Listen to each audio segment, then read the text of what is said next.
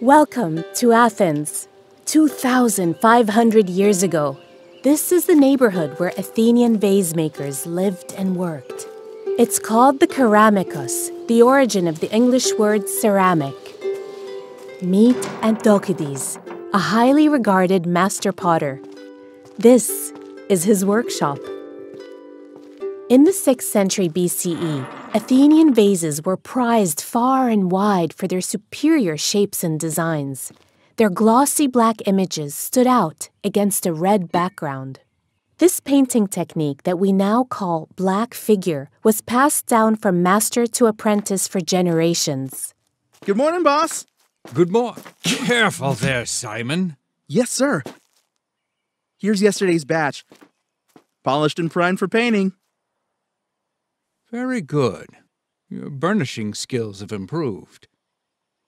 Now, it's time to paint. Where's that slip we prepared a few days ago? Slip is essential to the vase's distinctive look.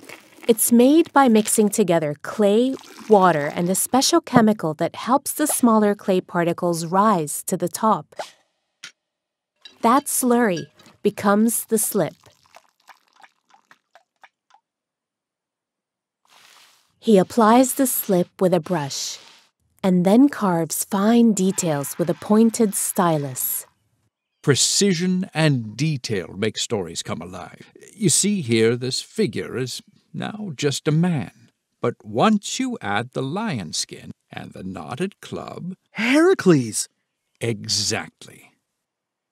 The workshops of the Keramikos favored black figure for most of the 6th century. Until one day. Simon, hold it there. We don't know exactly when it happened or what inspired it.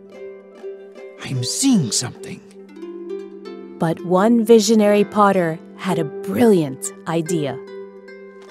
Bring me the thinnest brush you can find. I'm going to try something new on this side.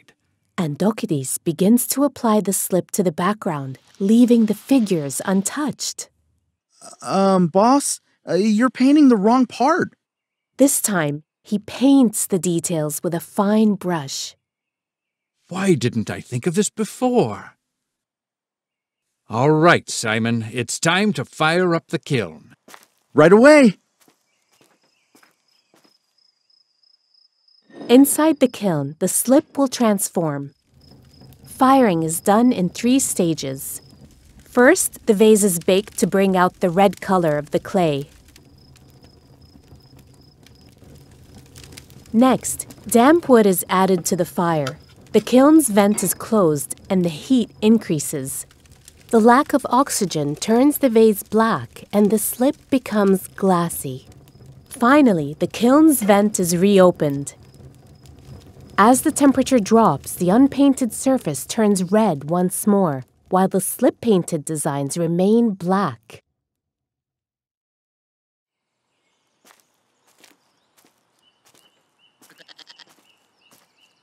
Wow. Simon, let's show our merchant friend our latest creation. Oh my! What on earth?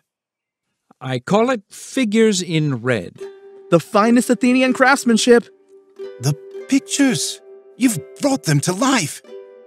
Ha, I want at least a dozen in this new style. My customers will love them.